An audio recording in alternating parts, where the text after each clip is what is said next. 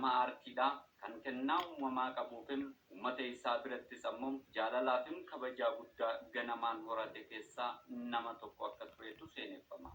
Urjiiwwan ba'a biiftuudhaan guddina aartii Oromoo keessatti kanneen qooda hin goone gumaachaniifim warreen bahaara aartii Oromoo kan har'aa kanaaf kaleessa madda ta'an muraasa keessaa artisti Mustafaa Harawwee nama jalqabaa akka turetu seenaa keessatti himama.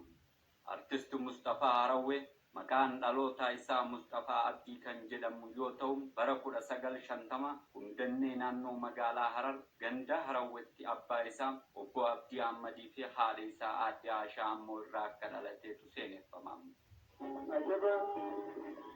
Ajaba.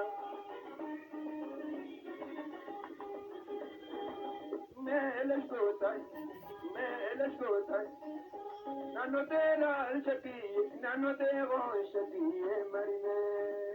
Oh nasirbe. Wali peina shakoye marine. Mustafaa Harawwee artistii qofa osoo hin taane qabsaa ogummaa aartii qabuun hawaasa isaa barsiisuu, bashannansiisuu fi dammaqsuu irratti hojjechuudhaan milkaa'ina guddina aartii Oromootiif weellisaa ganamaan qooda guddaa gumaache ta'utu seenaa keessatti dubbatama. Weellisaa Mustafaa Harawwee ogummaa aartii uumamaan qabu cinaadhattis ogeessa cimaa uffata hodhuudhaan beekamuu fi ogummaa harkaa qabuunis magaalaa Hararitti hojii uffata hodhuu irratti bobba'uudhaan hojjechaa nama ture akka ta'etu himama.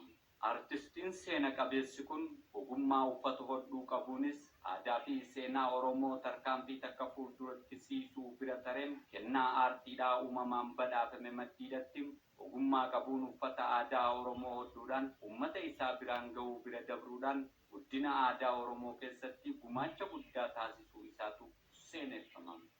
Mustafaa Harawwee umrii daa'imummaa isaatiin nama barumsa diin Islaam jechuunis ammoo artistiin kun nama ijoollummaa isaatiin barnoota amantaa Islaamaa barachaa ture yoo ta'u barumsa amantaa barachaa tureenis beekumsa shari'aa yookaan ammoo barumsa amantaa musliimaa fi beekumsa ammayyaa hanga tokko eega horate booda goonni artiidhaa kun beekumsa umrii ijoollummaatiin horate kana uummata isaatiin tajaajiluu akka jalqabeetu seenaa keessatti himama.